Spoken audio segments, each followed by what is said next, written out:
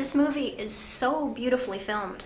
You know, you've won Emmy Awards for your prior films, which were based on like nature projects. What attracts you to those kinds of films? For me, like, wildlife has to be the most incredible, just overall entity on the planet. That's probably biased because most humans want to be friends with humans and live a human life, but there's always been something about wildlife that has drawn me to want to tell a story of these animals, these creatures that really can't speak our language. So you might be telling the story of elephants being massacred for their ivory, or sharks being slaughtered for their fins. What was so incredible about Rob was that he could make wildlife conservation cool. He could make it exciting. Most conservationists, I shouldn't say most, but a lot of conservationists these days seem to, it's very preachy, it's heavy-handed. People have enough problems in their everyday lives that if they're preached at and they watch these films that are depressing and they're sad, they'll often change the channel. Rob had a way of engaging people, uniting the entire world into basically embracing the fact that sharks, they are absolutely essential to this planet. Not only just underwater, but to the topside world, to the oxygen we breathe. And Rob made it like, he just made it consumptive, palatable, because it's hard to tell your grandfather or someone in a different culture that doesn't potentially see the same side of the story as you. It's hard to tell them why sharks are important. Everyone keeps hearing, oh, they're critical to the ecosystems, we can't take away sharks because of this and that, but it's hard for people to conceptualize and see that. But with Rob, basically Rob underwater with the sharks, like people seeing a human interacting with a predator that's supposed to eat you, it's supposed to hunt, stalk, and kill you.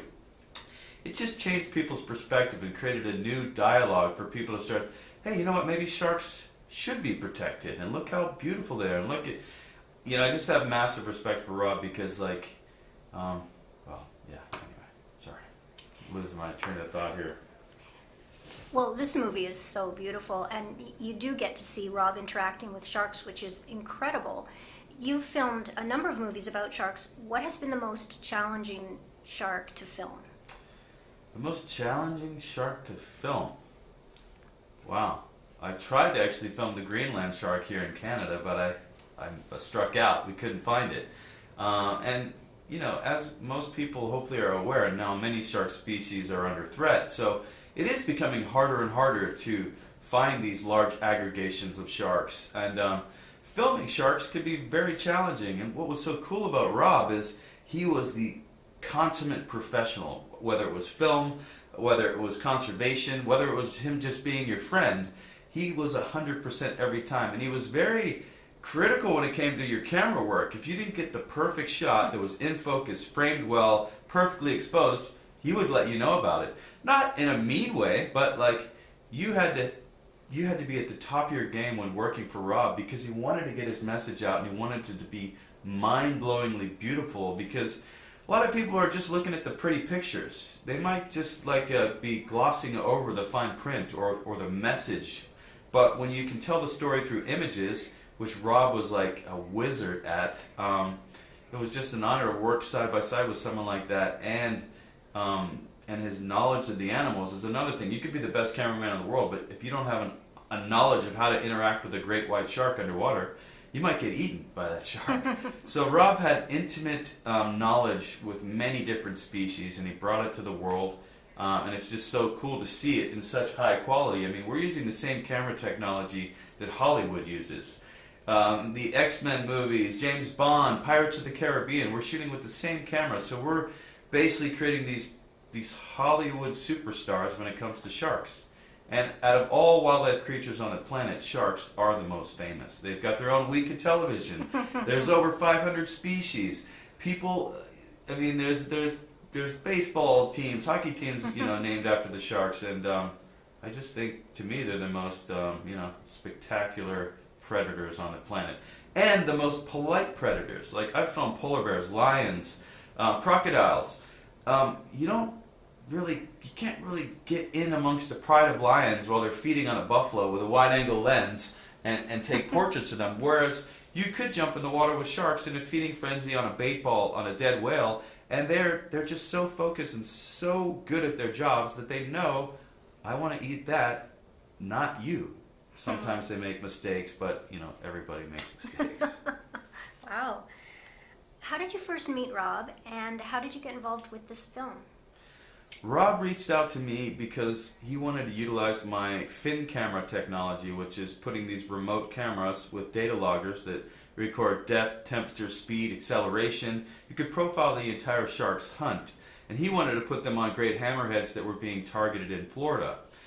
Unfortunately, he went on his last dive prior to us being able to do some of that. But the good thing is, you know, his legacy is strong, and we're going to continue to do these types of projects. But the fin cam thing didn't work out, but I was able to dive with Rob in Florida. I live in Florida, so off the coast of Florida we dive with tiger sharks, hammerheads, bull sharks, and then we actually went out with Mark the shark, who is a notorious shark killer. And as I mentioned before, Rob had this incredible ability to unite people. So he would even take someone that could be viewed as his worst enemy, his biggest opponent, and sit there and have an intelligent conversation with them, and you could actively see these people transforming. It was quite a dramatic sequence in the film, you'll see, but this guy is a notorious shark killer, and instead of Rob alienating him and, you know, mudslinging, he's like, you know what, I'm going to meet this guy. I'm going to go out and watch him kill sharks and try to understand why someone would be targeting endangered species for entertainment and profit. It didn't make any sense. So, yeah, working with Rob, and then only a week later, after the Mark the Shark shoot, essentially roughly just shortly after is when Rob was diving in the Keys. So I felt like it was a very short, I only knew Rob for about a year. I knew of him for a decade. Everyone knew of him in the shark world because of Sharkwater. And I had massive respect for him. We had correspondence, but I never really made the connection until a year before he went on his last dive. But I just feel extremely honored to have worked with him, to have helped with Sharkwater Extinction, and just, I mean, I have 2 little kids, and they are in love with sharks. And Rob is reaching not only, you know, adults, but kids and people around the world that might even live in a landlocked country that have no conception of sharks, but now potentially they're falling in love with them because of Rob, and that's huge. And talking about the Mark the Shark sequence, in it we see that Madison, who goes down and frees the shark, is quite emotional afterwards. Yeah. When not on camera, did Rob ever get emotional about what was happening to the creature that he loved the most? That is what was most fascinating to me about Rob. His ability, like, I won't lie, when we showed up to the Mark the Shark boat that morning, I'm kind of I don't want to say I'm an aggressive person, but I let my emotions get the best of me. So I was like, yeah, let's go kill some sharks. I'm trying to act like just some Florida redneck because I didn't know Rob's approach, but I was going to play along like, yeah, like, let's see what this guy can really do. Let's kill some sharks.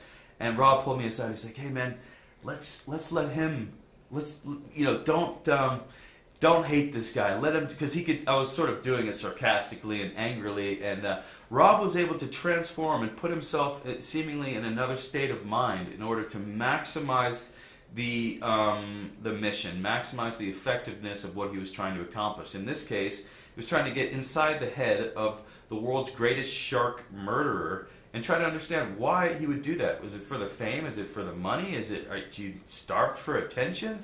And in the film, you'll kind of get an insight into this guy. You'll make your own decision. But I was always fascinated that Rob could basically enter a situation as he's like the ultimate spy. Like he could transform and just execute his plan. Where to me, sometimes I was like, Rob, doesn't this just make you?